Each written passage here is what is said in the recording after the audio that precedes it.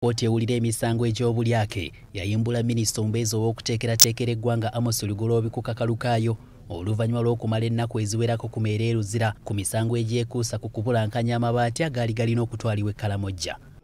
To grant the applicant bail on the following terms. 1. The applicant will pay a cash bail of Uganda shillings 10 million.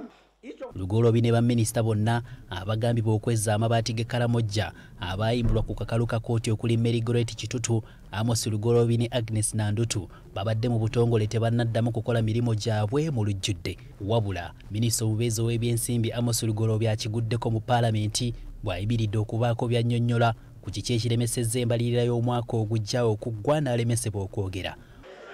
Honorable Lugoloobi, if he was sick, would have not come here. And the Minister of Finance is not personal to Musasisi. It's not personal to Holder.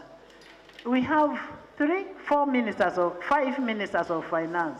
Omubaka wa Kira Municipality Ibrahim Ssemujju yayambalidde Lugoloobi ng'agamba nti tasaanidde kwogera mu Palamenti kuba kkooti yamuyimbula kugenda mu ddwaliro kwejjanjaba so si kudda mu kukola emirimu gya gavumenti ye nga bw'agikola. Court can't grant you temporary freedom for medical reasons and to defend yourself, and the next day they are seeing you in Parliament. What will the others do who appear there? They are going to say, you guys, you come here and lie. So can we advise Honorable Lugoloobi to go to hospital? Ssemujju ategeezezza Palamenti nti baminisita bano okuyimbulwa kkooti nga beekwese mu ndwadde ezibaluma ate enkeera ne bakeera okukola emirimu gyabwe kituusa okulemesa ababaka abalala okweyimirirwa kkooti nga zirowooza nti balimba. Kyemale ngamba Lugoloobi nti ojja kuteekawo embeera embi kkooti etandika okulowooza nti abaka Palamenti baba basaba bbeeri baba balimba batuleetere ekifaananyi ekibi. So kyemudemuwa mu ngeri ya Sseruganda nti genda mu ddwaliro bw'ona avayo ogende onoonyeyo lofaamu bateeke okuwolereza. Tuleke kuteeka kkooti egenda ate ne ku mabaati bakyaliko lisiti abalala bangi bajja kuba mabbeeyi nga balowooza nti tuba tulimba.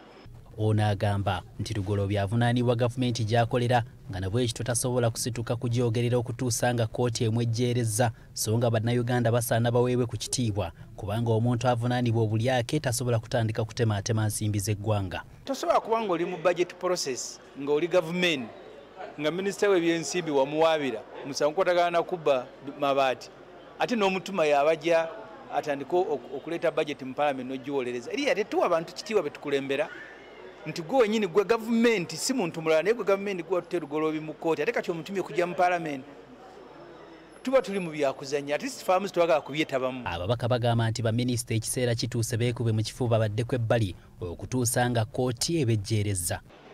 Kikulu nnyo okuba nti aboogerwako abo nga baministers bandibadde tebasaanidde kulabika nti ate bali presentinga omutima gw'eggwanga. Kati minisita eyabba era avunaanibwa okubba amabaati okubba ssente z'omuwi w'omusolo okufiiriza ekitundu kimu eky'eggwanga kati ate ayogera atya ku bajeti y'eggwanga.